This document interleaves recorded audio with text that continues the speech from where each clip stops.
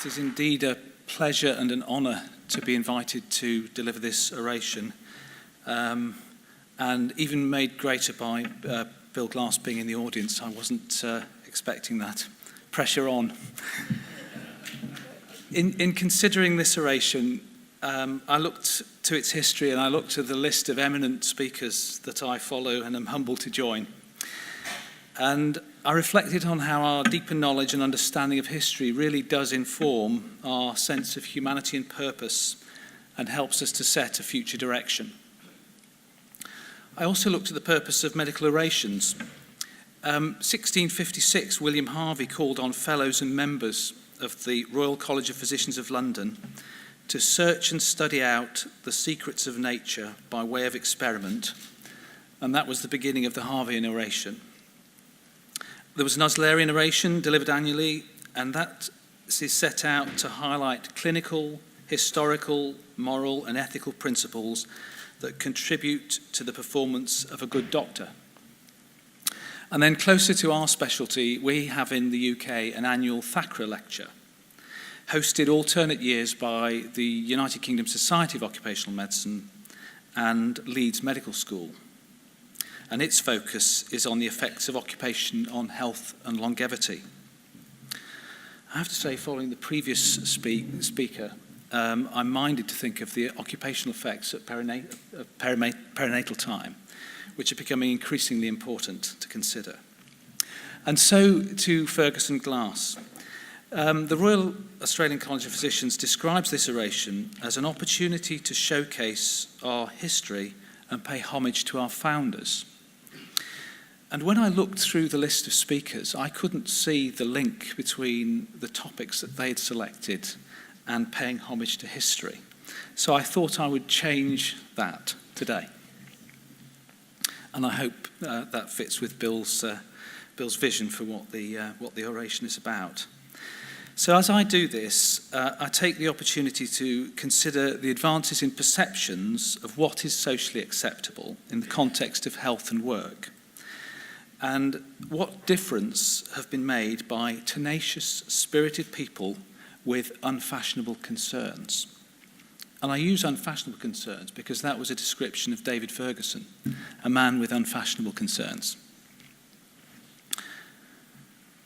So I've selected, just to get rid of the suspense completely, I've selected three giants in the world of occupational medicine.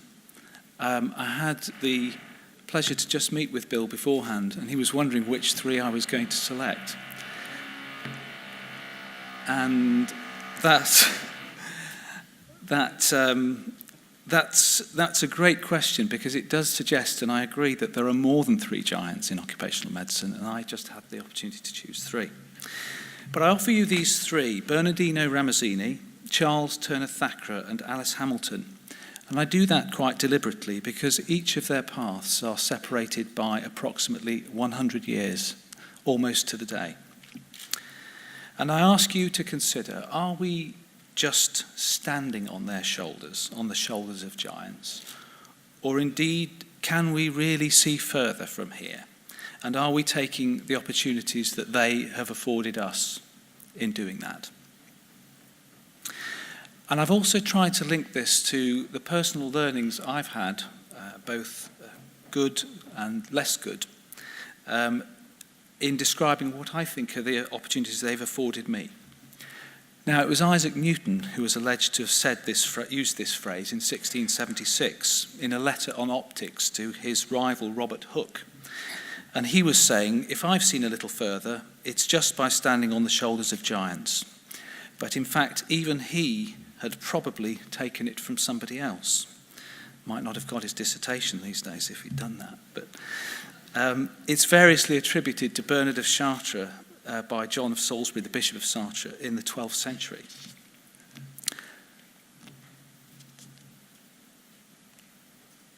So let's look at the first of our giants. I think it's particularly appropriate that we consider Bernardino Ramazzini, who's often considered the father of occupational medicine, on this, the 300th anniversary of his death. I also had the great opportunity yesterday to sit in the Ramazzini presentations by trainees at the college yesterday.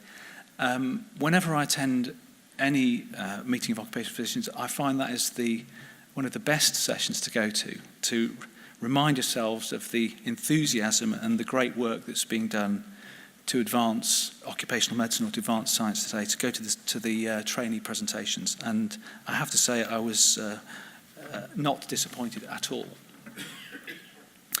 So it's the 300th year after his death, and in his treatise, De Morbis Artificum Diatriba, or Diseases of Workers, which was published in 1700, Ramazzini challenged us in our taking of a medical history to add to questions about pain, digestion and bowel habit required of us by Hippocrates, to ask one additional question. And I did train in internal medicine as a gastroenterologist towards an MD. So I know what Hippocrates was talking about.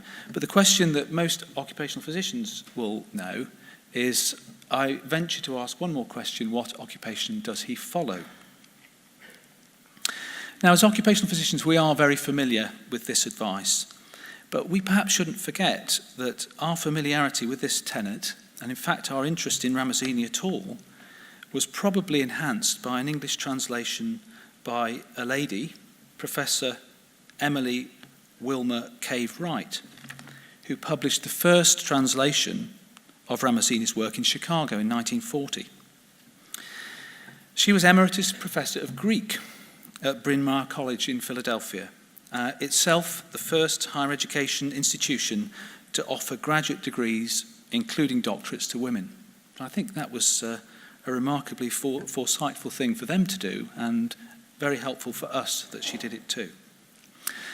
Now, when you look at Ramazzini's treatise and its impact on our work, it's interesting to know how widely quoted his work is in mainstream social commentaries, specifically in connection with work-related ill health and productivity, and on economic prosperity, core topics in current agendas of departments of health and governments. He's quoted in these two texts that you may have come across: in The Wealth of Nations by Adam Smith, 1776. He references Ramazzini when he observes that almost every class of artificer is subject to some peculiar infirmity occasioned by excessive application to their particular species of work. Adam Smith. And Das Kapital by Karl Marx. He quotes Ramazzini in reference to the harmful effects of manufacturing on health. He describes the crippling of bodies and minds which attacks the individual at the very roots of his life and gives the start to industrial pathology. And yet, Ramazzini's most quoted conclusion still remains stubbornly a blind spot for many physicians in internal medicine and surgery today. In a cross-sectional study of physicians in the US just 10 years ago, in 2004, age and gender were found in 99% of the histories taken, but an occupational history could only be found in just over a quarter. Now, that may be a salutary lesson, but here's one that I observed for myself, and one that possibly contributed to my decision to switch from gastroenterology to occupational medicine. As a medical registrar in Birmingham, England, on a busy medical take, I admitted a 24-year-old young lady with a fever and splenomegaly. In fact, I admitted two people with fever almost at the same time. The first was a 16-year-old boy, and he ended up having viral meningitis.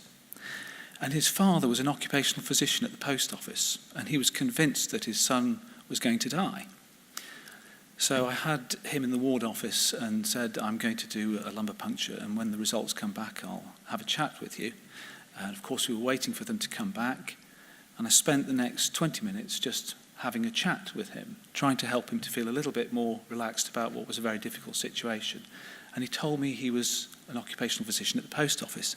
I really didn't have much idea what it was, But 20, 30 minutes later, I thought, that sounds interesting. I'll find out a little bit more. On the same day, this 24-year-old lady came in, and the good news is I asked her what her occupation was. She told me she was an exotic dancer. So I wrote it down in the clinical records. I thought, I think I know what that is. And I wrote it down.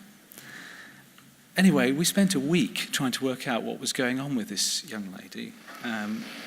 We'd done a whole battery of tests, viral titers, bacteriology. And my chief, who was an immigrant to the UK, and had actually done haematology and gastroenterology together, at the end of the week he said, "Richard, I'd like you to do a bone marrow trephine." And I thought, oh my goodness, what on earth are you thinking, Vic? Anyway, he said, no, lad, just get on with it. Go and do a bone marrow trephine, which, as I'm sure many of you will know, is neither pleasant for the physician or for the patient. Anyway, it turns out she had Leishman-Donovan bodies in the bone marrow trephine, and she had visceral leishmaniasis. I'd actually asked her whether she'd been abroad recently, and I said in the last year, but it was 18 months when she was working in North Africa and the southern Mediterranean as an exotic dancer, dancing in the evening, scantily clad, at the very time when the sandfly bites. She had an occupational disease.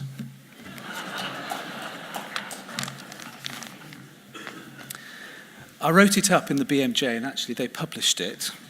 It took me quite a while to get permission. I had to change the title from exotic dancer to one of a troupe of dancers for the publication.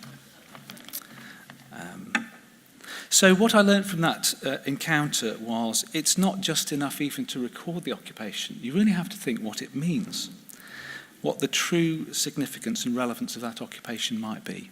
And again, I would say when you're looking at issues of work and perinatal issues, it's becoming increasingly important to know what was the occupation of the mother. A second lesson, really similarly about understanding occupation and the importance of history, was when I was working in a pharmaceutical company.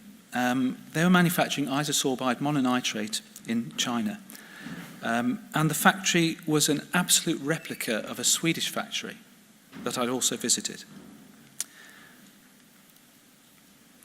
They had a dispensing area on the right here where you can see them bagging quantities of bulk pharmaceutical, and there are empty bags at the end of the process.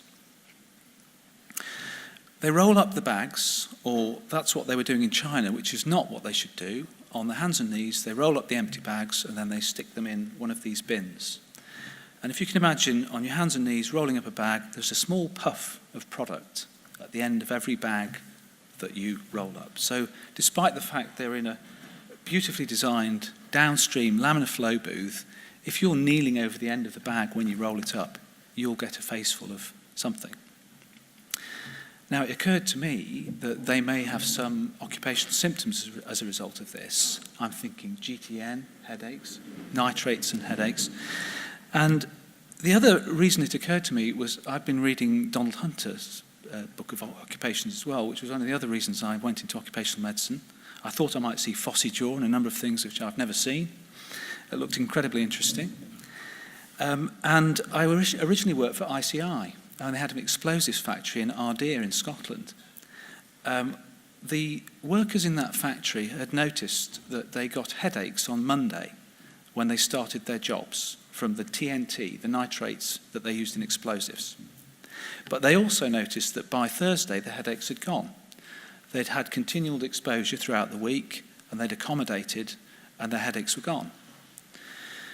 Over the weekend, they were away from their work, and on Monday the headaches recurred. So they were getting drown out over the weekend, and then their headaches recurred on the following week.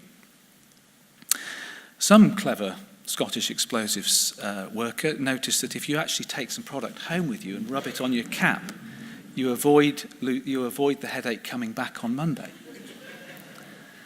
Unfortunately, he wasn't an epidemiologist and didn't work out that they had some serious cardiovascular implications from continuous exposure to nitrates, which were discovered later. Anyway, so I'm in the factory in Shanghai, and I ask through an interpreter the operator, do you have any occupational illnesses? Are there any illnesses seen in this factory? No. Ask him again, do they have any headaches? No. Ask him this specific question, does he get a headache on a Monday that goes on Thursday and comes back on Monday? And his jaw dropped. He was getting nitrate headaches in that factory. And I have to say, if I hadn't read the history books and considered about that possibility, because of what had happened in the explosives industry, we'd have probably missed an exposure that we'd assumed, because of the controls in place, wasn't happening at all. So to move on, the second of my giants is Charles Turner Thackeray, 1795 to 1833. So again, 100 years on from Ramazzini. Now he's regarded as the father of British occupational medicine. He trained as a surgeon and apothecary before completing his apprenticeship in Leeds in 1815. And at the same time, that was the same year that a curriculum for training a doctor was agreed. Several medical schools had been established in London, St Thomas's, Bart's, St George's, London and the Middlesex, and Guy's had established organised teaching, so he wanted to go there. And on the register for Guy's on October 2015 are to be found two graduates, John Keats, the poet and surgeon, and Charles Turner Thackeray, who graduated together. At 21 years of age, the earliest opportunity following his qualification, Thackeray applied to join the apothecaries. And his actions were noted by his biographer, Andrew Micklejohn, to be ever urgent and persistent, even to the point of pugnacity and offence. I think that's a prerequisite to be an occupational physician. So, whilst living in Stoke-on-Trent, where I was born, Micklejohn himself undertook research into lead poisoning and pneumoconiosis, two industrial diseases of pottery workers in North Staffordshire, thereby reducing exposure to silica dust, and his contribution was acknowledged in 1966 when he was made honorary professor of the Arledge section, and J.T. Arledge was the other giant I had wondered about considering, not well known, the occupational health at the North Staffs Medical Institute.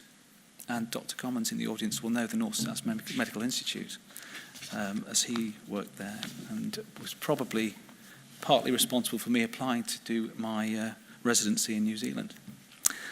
So in recognition to their contribution to my own health and again my career choice, as a student, I worked in this factory at Royal Doulton. Sad to say, there are no figures like this made in the UK anymore. This particular one is called My Love, and I show that because my job during summer vacations for £25 a week was to grind the base of the figurine to make sure it stood up straight. With no protection from the dust generated from this carborundum wheel, and if you can imagine, I'm taking this one, which was rather awkward, sticking it on a wheel, pressing the foot plate, dust everywhere, and then giving it to the lady to pack. Dirty, dangerous work, which you give to the least valued person in the factory, which was me. I actually learned another lesson which has stayed with me. I'll come back to this in a moment. But if you chipped the figure, then you had to put it in a bucket to be destroyed. What did that mean? That meant two things. The most expensive piece of the process, you give it to the least skilled individual. It started as a lump of clay worth absolutely nothing. And this thing here would probably cost you several £100s now, or several $100s, probably about $1,000 to get that particular one now, at least. And you give that job of making it stand up straight before you give it to the lady who packs it in very carefully in a box for sale to the least valued member of the team. And they also sold no seconds. Now, if you chipped enough of them, the box was full, and you got to go down to this wall with glasses on and smash them on the wall, which was much more fun than grinding them. And they didn't have a productivity bonus at that time either for the number that you put through. So the incentive, perverse as it was to create seconds so that you could get away from the dusty atmosphere and smash them on the wall. Highly therapeutic, I have to say. Anyway, in 1817, Thacker was appointed town doctor with responsibility for care of poor law patients in the slums. I have to say also that these factories are no longer there. They've disappeared completely, which is a rather sad thing to say. But he looked after poor law patients in the slums, a factor that undoubtedly influenced his view of the influence of social conditions on work and on health and longevity.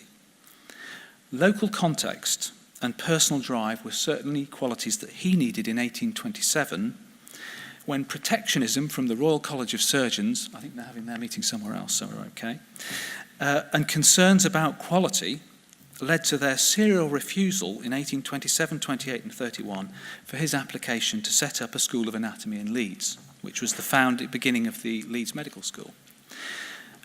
What I think Thacker knew was, and this was the product of his experience and zeal, was that educational opportunities need to be delivered close to the source of where poor patient and worker outcomes are to be found. Educational opportunities need to be delivered close to the source of poor patient and worker outcomes from dangerous trades. And this early and broad grounding in medicine and surgery, together with his keen social perspective, preceded the publication of his classic 1832 treatise that you can see here. The effects of the arts, trades, professions, and of civic states and habits of living on health and longevity. So not only is he describing the gross occupational disorders of the day, he's also alluded to many of the 21st century conditions that we strive to address, both from a public health perspective and an occupational health perspective. That's one quote. Evils are suffered to exist even when the means of correction are known and early applied. Neonatal treatment with... anyway, that sounds very apt.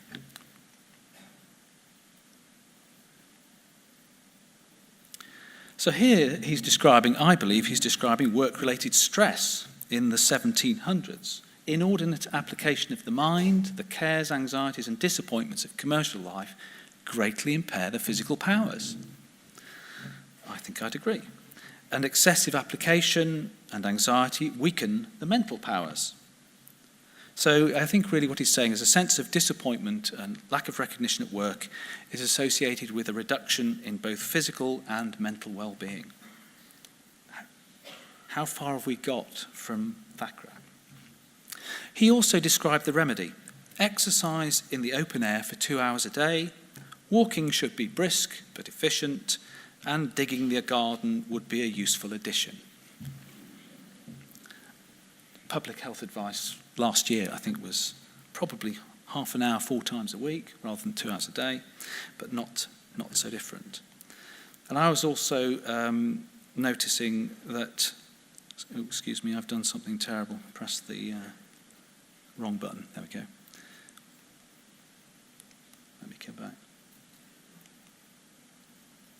That in the 1950s in a British newspaper, some do's and don'ts for executives. The interesting bit here was never fly both ways on a business journey, and if possible, come back home part of the way by boat. If not, take 3 or 4 days at home before going into the office. Never travel over weekends, except for pleasure, and then no more than 100 miles. The rest of the advice seems absolutely not bad. Have a medical checkup every 2 years, up to the age of 50, and then every year. I think we could debate that one, and then learn to relax. So not bad advice on managing stress from him. Now, he also noticed that advice has also been widely adopted and I thought I had a slide from a 1930s New Zealand public health campaign, which when I was at Te Papa in Wellington about a month ago, they had some wonderful postcards of of sending people to work on bicycles wearing suits, which I thought was rather good. Thackara also described some guarding of that advice on exercise for persons of a sedentary habit. This is the Telegraph quote from somebody called Andrew Marr. I don't know whether you know who he is, but he's political correspondent for the BBC, and he decided to do one of these highly energetic rowing tests before he dislodged his carotid plaque and ended up with a stroke. And again, what Thackara said was very apt. Excessive exercise is known to induce serious or fatal diseases with sudden and great exertion. Now, he concludes in his book some advice which really I think is at the heart of this talk. To repeat or urge what is forgotten is sometimes as important as to state what is unknown.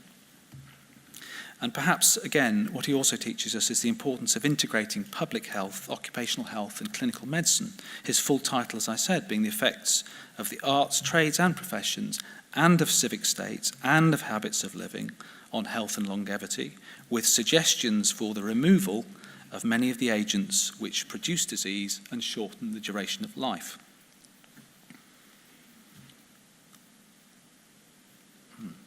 This has come out of order.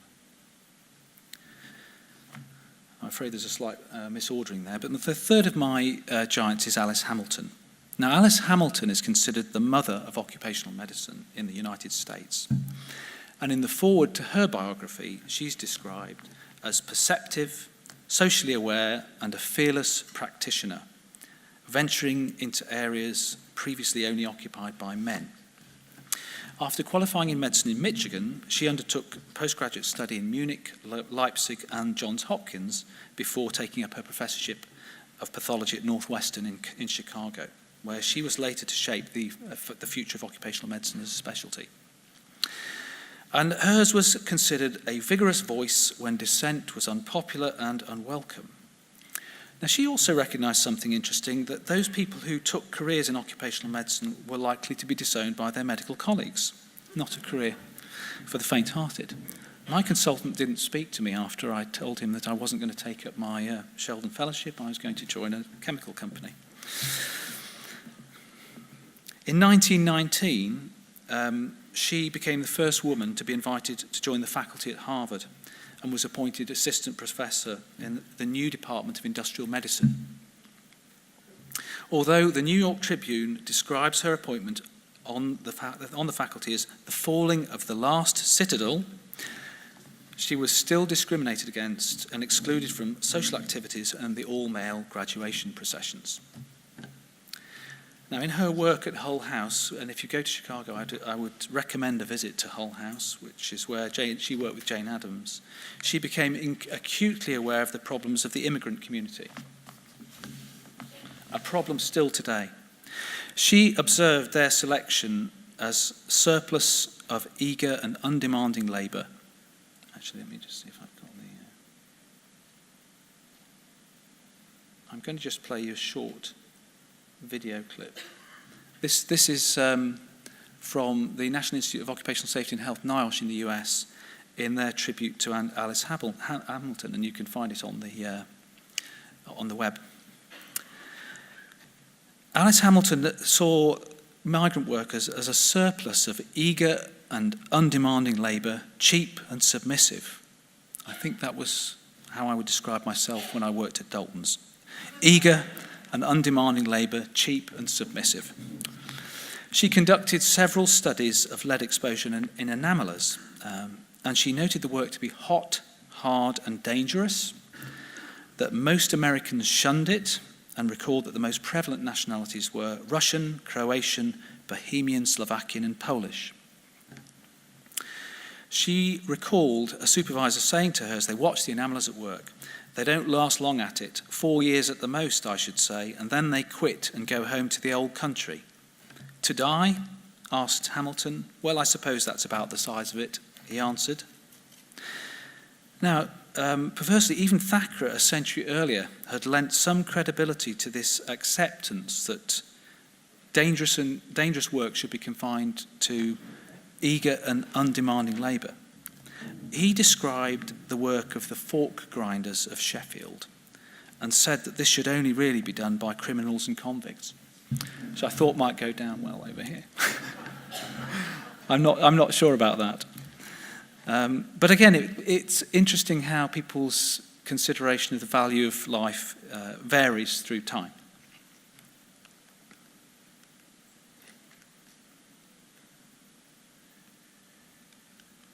Let me see if I can find that. Yes. So unfortunately, migrant workers' issues are still very relevant today. In many countries of the world, migrant workers are still overrepresented in low-wage, low-skilled occupations, which would still pay much more than they would receive in their country of origin. They often colloquially occupy what are called 3D jobs: dirty, dangerous, and difficult. Jobs where increased health and safety risks are exacerbated by poor education, cultural isolation, limited fluency with language and of the host country. Now, unauthorised migrant labour in the US is said to account for at least 8 million jobs, even today. They're overrepresented, as you'd imagine, in low-skill, low-wage jobs, agriculture, construction, manufacturing, meat processing, and hospitality jobs. One of Hamilton's great strengths was her powers of observation, with this uncanny ability to gain access to factories, to their managers. She was trusted by workers, she reasoned with owners, and she presented pragmatic solutions. She also reserved some of her harshest words for physicians who put the interests of their companies ahead of their responsibilities as doctors, some seeking to absolve their employers from responsibility for diseases by certifying pre-existing illness. She met one at a lead smelter with a particularly poor safety record, and describes him as a good servant of the company, but with an attitude of contemptuous hostility towards workers. They trusted him so little that they would pay twice to see another doctor, if they could afford to. Leadership in industrial medicine, she observed, came not from physicians who showed little interest in the problem, but from individuals and agencies interested in working conditions. I hope we've moved on from there. Now, this is just really showing some of the heat stress issues in migrant workers in the States, where they've actually started to make scenarios available and improve the language availability of advice. Now, I think when healthcare professionals lose sight of our charge, the patient, and when managers fail to listen and metrics and incentives are focused on delivering good news, where those who speak up are suppressed, surprises soon follow when it comes to health outcomes.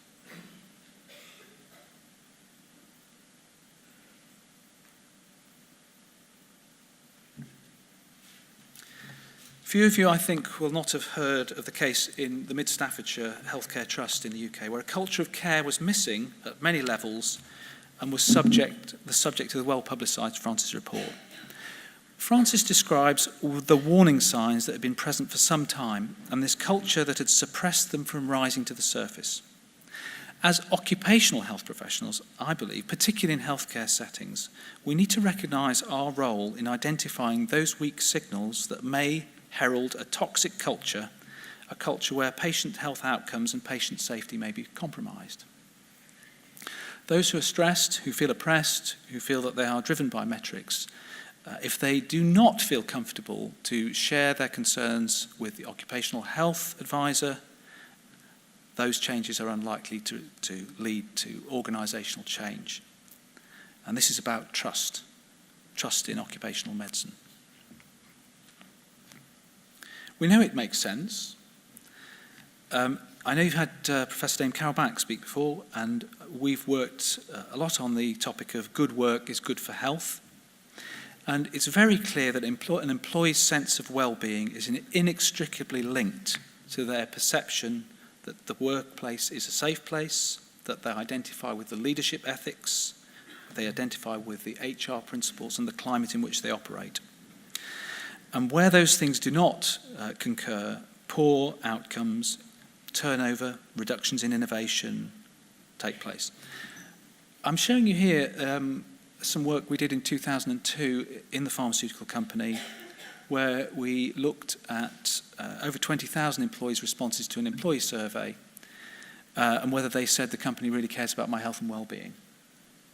And we did the factor analysis, and each of these factors were significantly related to whether you feel that the place you work cares about your health and well-being, your intention to leave, the ethics, the innovation, the perception of safety, the general climate. And I think in a hospital situation, you can then add patient outcomes. Now, Hamilton herself identified best practice during her lead studies. She cited one enameller of sanitary ware in Wisconsin as excellent in every respect. The employer was seriously concerned about workers, had removed lead, provided the sandblaster with dust-free air, fed him air through a pipe, and when the physician kept close watch on all of these men, she highlighted the benefit of this high-trust environment, physician and manager both recognizing the importance of worker health for better personal and business outcomes. So as I draw to conclusion, I think each of these giants offers us more than their experience. They have offered us a place, a set of shoulders where we can see further, and a set of values which will help us to do our job and follow our journey to protect workers and enhance the health of the working age population. And we're continually reminded of the importance of considering occupation of workers in connection with their health. The slides have got reversed. So this was the 1930s health campaign. I quite like the gentleman on the bicycle, fit for work. So the need for us to respect our fellow workers, whatever their social circumstances, and particularly those whose labour afford us the lifestyles and comforts that we've come to enjoy, migrant workers and those who produce the goods and services that we benefit from. Tenacity is a value that each of them shared. A sense of urgency and persistence, even to the point of pugnacity and offence. That may be required. And certainly the passion and irreverence shown by Alice Hamilton. Indeed, I think the courage of the convictions demonstrated by our eponymous lecturers David Ferguson and Bill Glass as champions of unfashionable concerns. So how much further can we see? Ramazzini asks us, what occupation does he follow? I think we need to move on from not even just acknowledging the importance of the occupation. Is it time to make returning to functional work an outcome of clinical medicine? So success for an orthopaedic surgeon goes beyond dwell time in the hospital and infection rates. It's, did you restore their function to that which they had before? I think that would change the dynamic in terms of the interest in our clinical colleagues and our occupational work. Thacker talks about health and longevity. Is it time for us to deliver better health, not in isolated places? Yes, I think we deliver medical services, but do we have a health service or do we have a treatment service? And is it time to deliver our better health where most people spend most of their waking hours, and that's at work? Thacker talks about improving health locally and where the demands are, offering local capability and training. Many of the conditions that attracted me into occupational medicine and were found in Donald Hunter's book have not disappeared, they've moved east. You'll find them in China, you'll find them in Asia, you'll find them in Pakistan. So is it time for us to raise the capability with the experience we have for worker protection in the 3D areas, dangerous, dirty occupations? And of course, as I said, Hamilton describes the contempt of clinical colleagues for occupational physicians. So I think it's time for us to make occupational medicine the specialty that attracts the best graduates. Thank you very much.